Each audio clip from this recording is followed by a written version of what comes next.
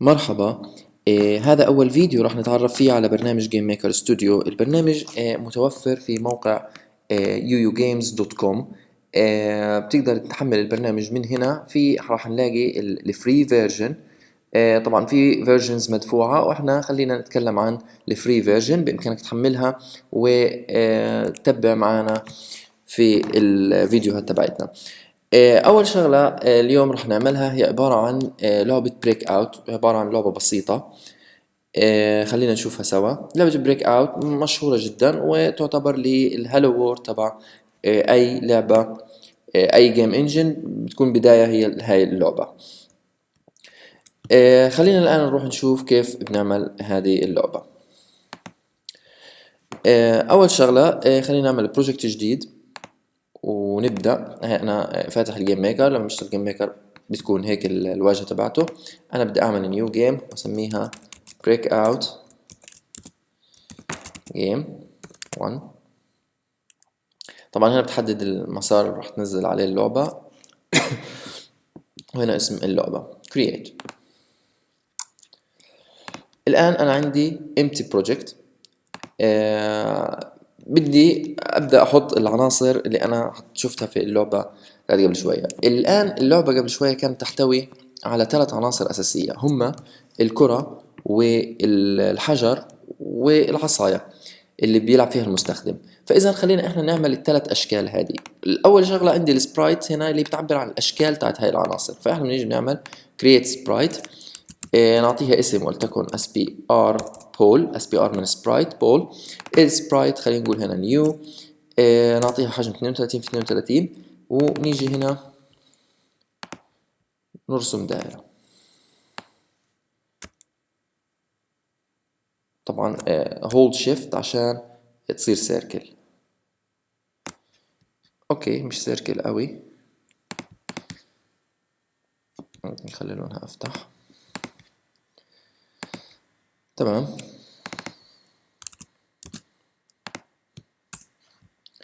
نعمل ديليت بيست عشان تيجي بالضبط. تمام. الآن هنا الأوريجين يعني وين نقطة الأصل. طبعا هو نقطة الأصل حاططها في الزاوية، لو انضغط سنتر صارت نقطة الأصل هي السنتر. فعليا نقطة الأصل بدنا احنا نخليها على السنتر. تاني شغلة بدنا نعمل اللي هي البريك.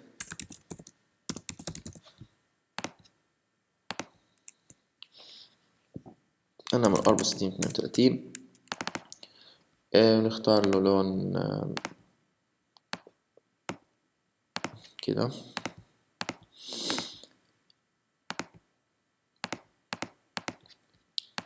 ونعمل SPR stack bit new 22 16.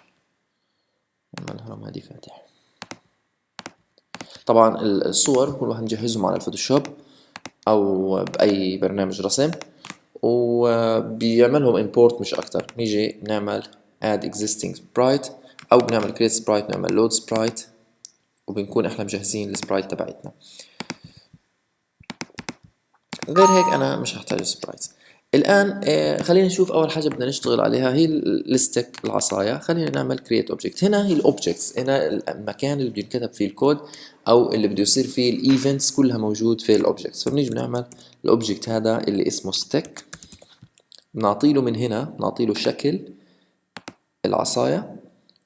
الان مجموعه الايفنتس من add event بيعطيني مجموعه الايفنتس. دائما الالعاب عباره عن ايفنت دريفن، انه بصير حدث معين وبناء على هذا الحدث بيتنفذ اكشن معين. فمثلا الستيك هاي بتتحرك لما انا بضغط على زر الكيبورد اليمين او اللي هو السهم اليمين او السهم اليسار بتتحرك الستيك. فاذا انا اكيد محتاج اني في عندي هنا كيبورد ايفنت في كل الازرار. فانا مثلا بدي لما اضغط على الزر اليسار هنا مجموعه الاكشنز ايش بيصير لو انا ضغطت على الزر اليسار. احنا فعليا بدنا اياه يتحرك. اول حاجه عندنا موف فيكس، بدنا اياه يتحرك في اتجاه اليسار ولنقل بسرعه 20. تمام. نفس الاشي احنا محتاجين نحركه على اليمين نفس السرعه. الآن لو رفع ايده عن الزرار كلها ففي عندنا كي بريس هاي او الكي باتون نو كي، انه ما فيش ولا كي مضغوط، بنقول له بدنا نحطه خلص، ما فيش اتجاه وما فيش سرعة. آه، في عندنا ضلت شغلة انه العصاية مش لازم تطلع برا الشاشة، هذه بنعملها لما نعمل الكرة. الآن الرومز خلينا نتعرف عليها، اللي هي من خلالها احنا بنضيف، اللي هي الشاشة اللي بتظهر للمستخدم ومن خلالها احنا بنضيف اللي حيشوفه من المستخدم. فبنقول له كرييت روم، بيعطيني الروم بالشكل الديفولت تبعها، الابعاد تبعتها هنا نقدر نغير فيهم زي ما بدنا. اسم الروم مثلا نسميه جيم بلاي. نيجي على الاوبجكتس، احنا ما عندناش غير اوبجكت واحد اللي هو الستيك، بدنا نيجي نحطه بالشاشة هنا مثلا. تمام. لو قلنا بلاي راح نلاقي العصا، ولما نضغط على زر الكيبورد اليمين تتحرك واليسار نحركها. تاني شغلة الكرة هنعملها اوبجكت تاني، هنعطيها شكل الكرة. هي بالوضع الطبيعي ثابتة، لما نضغط سبيس بدها تتحرك. فأنا بدي أروح أعرف هنا متغير أسميه ستارت، وأعتبر قيمته فولس، إنه هل الكرة بدأت تتحرك ولا لأ. خليها زيرو. لو ضغطت أنا على زر سبيس هذا معناه إنه لحظة الضغطة، يعني كليك هنا كيبورد كليك. تمام. سبيس بدي إذا كان الستارت قيمته صفر أخلي الستارت بواحد وأخلي الكرة تتحرك. لما أختار اتجاهين زي هيك إنه حركها في اتجاه منهم عشوائيا، اختار أنت الاتجاه وحركه. نقل بسرعة 15. تمام. الآن الكرة لو ضفناها على الروم، الكرة طبعا الآن لو تحركت راح تطلع برا الشاشة، مش راح ترجع تاني. تمام.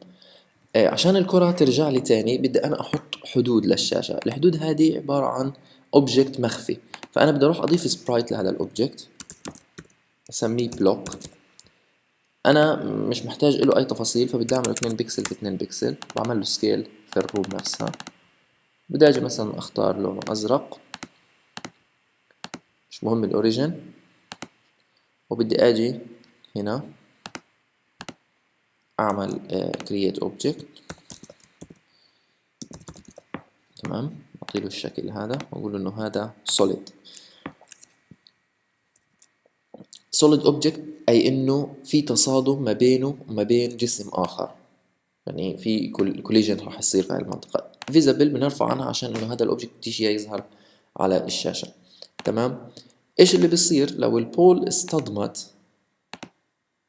صار في collision، هاي في عندي event collision، اصطدمت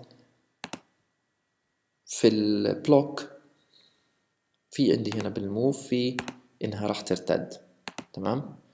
نفس الاشي بدي اعمل هذا الكلام، اعمله دوبليكيت مع العصاية، انها برضو رح ترتد لو اصطدمت مع العصاية، ونسينا احنا نخلي العصاية سوليد. الان كيف بدنا نحط هدول في الشاشة؟ بدنا نيجي على المنطقة هنا، نحط هذا الاوبجكت ونقول انه اعمل له سكيل على واي 400 بكسل مثلا. لاحظ انه هيو وطلع بزيادة شوي كمان، مش مشكلة. وبدنا نحط كمان واحد على اكس، نقول له هذا 510. طبعا انا بناء على ابعاد الشاشة طبعا بقيم قديش بدي احط له. وهاي الاخير بدنا نحط له 400،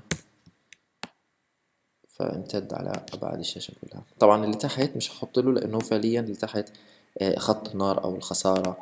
اللي طبعا هذه الرسالة بتقول انه في عناصر برا الشاشة موجودة، في انستنس برا الشاشة، فهل احذفه ولا لا؟ فهنقول له لا، احنا حاطينه برا الشاشة قصدينها يعني.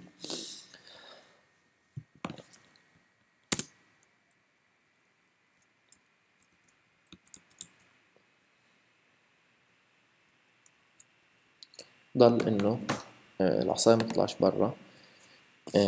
عشان العصاية ما تطلعش برا في عندي هنا في الايفنتس بيقول intersect boundary انها تقاطعت مع حدود الشاشة. اللي بدي اسوي له صار تقاطع مع حدود الشاشة، بدي اعمل ارتداد. فعليا هو مش هيعمل ارتداد لانه هذا solid object، مش راح يرتد زي ما بترتد الكرة، بس اللي حيصير انه راح يقف زي ما احنا شايفين، تقف ما بترضاش تكمل. طبعا بدي اخلي الكرة اذا طلعت برا الشاشة اخسر، فهنا بنيجي في عنا event في others بيقول outside room. كل اللي بدي اسويه بدي اطلع رسالة بتقول له انه you lose، وبدي اعمل restart للعبة. تمام. ضل ايه؟ ضل الحجر object break. الحجر ما فيش غير انه هو solid object. الكرة لو تصادمت معه راح يصير التالي، راح ترتد، هذا اشي اكيد. في عندي هنا قائمة السكور، راح يزيد السكور. بنقول انه سكور 1 relative يعني تراكمي، حيجي على مرتبط باللي قبله، او يعني cumulative انه حيجي على اللي قبله. يعني قديش القيمة اللي قبل راح اضيف عليها واحد. بالاضافة اني انا بدي اعمل destroy للاذر. اذر يعني الاوبجكت اللي صار معه تصادم. انا في الاوبجكت بول، الاذر هو اللي صار معه تصادم اللي هو بريك، يعني الحجر هو اللي بده ينحذف. تمام. وبدي احط الحجار على الشاشة بالتوزيع اللي انا بدي اياه.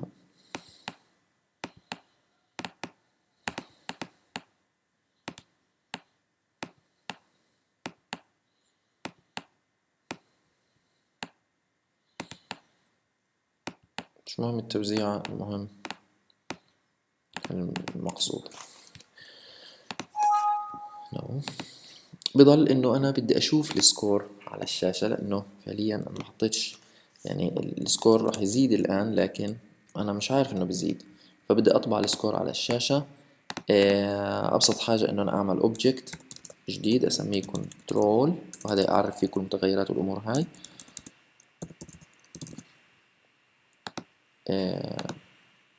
create يعني اول ما تبدأ، اول ما يظهر هذا الاوبجكت او اول ما ينتشر، بدي اعرف سكور احط قيمته 0، وبدي اعمل درو عملية رسم على الشاشة. بدي اجي هنا اعمل درو.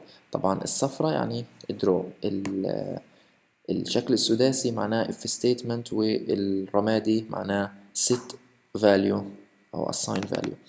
x y يعني وين ما وين الاوبجكت هذا موجود في الروم راح نحط راح تبدأ عملية كتابة كلمة سكور وبعدها الرقم تبع السكور. تمام. بدي برضو اغير اللون او خليه اسود مش مشكلة. بدي اجي احط الاوبجكت هذا هنا. الاوبجكت هذا هنا معنات الكلام انه كلمة سكور راح تظهر في المنطقة هذه.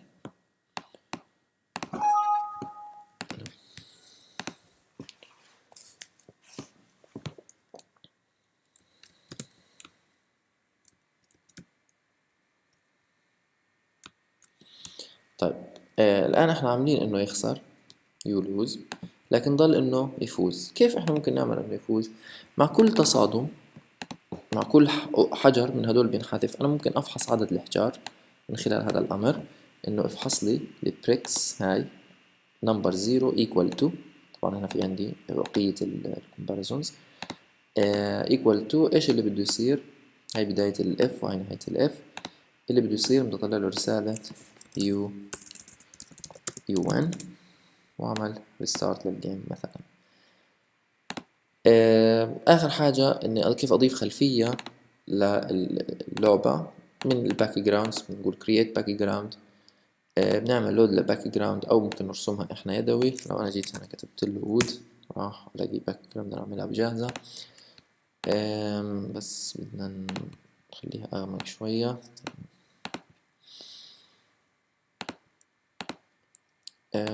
نيجي هنا على تاب تبعت باك جراوند، سوري، بنختار باك جراوند. تمام.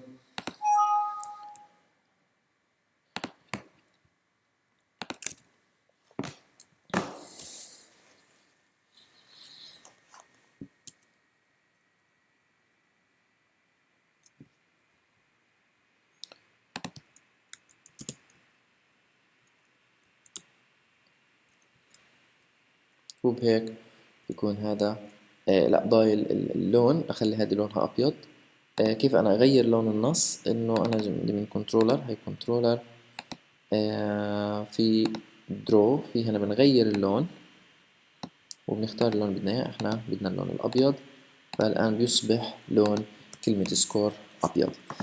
لاحقا احنا راح نحول كل كود لدراج اند دروب، كل الدراج اند دروب هذا راح نحوله لكود، لانه الكود بيكون شكله ارتب والواحد بيقدر يصل في يصل بعد هيك الى الامور اللي بده اياها بسهوله، لانه لو احنا استمرينا بطريقه الدراج اند دروب راح يصير كود طويل جدا ومش راح نقدر نتبع معه، خصوصا لما الالعاب بتكبر.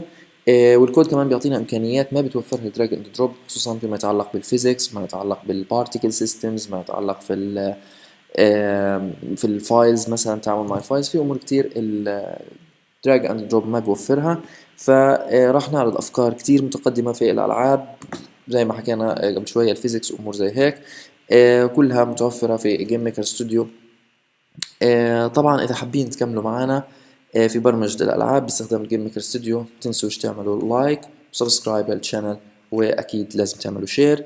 اي ملاحظات، اضافات، تعليقات او استفسار، سؤال، ما تنسوا تكتبوه في الكومنتس، وهذه تحياتي.